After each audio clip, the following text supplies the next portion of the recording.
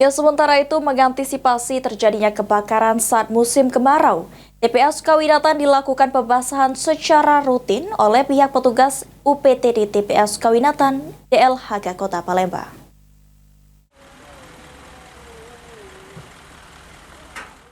Puncak musim kemarau yang diprediksi terjadi hingga September tidak hanya berdampak pada luasan kebakaran hutan dan lahan yang terjadi di Sumatera Selatan.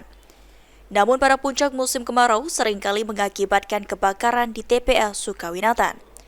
Sudirman, Kepala Bidang Penanggulangan Darurat BPBD Sumsel mengatakan, untuk mengantisipasi terjadinya kebakaran di TPA Sukawinatan, BPBD dengan Dinas Lingkungan Hidup Kota Palembang untuk melakukan penjagaan dan pembahasan area TPA Sukawinatan agar kebakaran di TPA Sukawinatan tahun 2023 tidak terulang.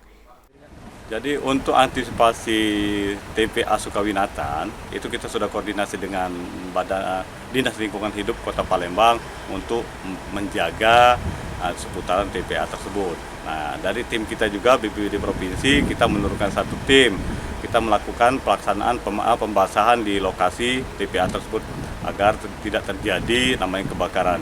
Jadi satu hari sekali kita akan laksanakan pembasahan di lokasi TPA Sukawinatan. Itu salah satunya karena Badan Penanggulangan Bencana Daerah Sumatera Selatan turunkan satu tim yang terdiri dari 10 personil untuk melakukan proses pembasahan TPA Sukawinatan pada puncak musim kemarau.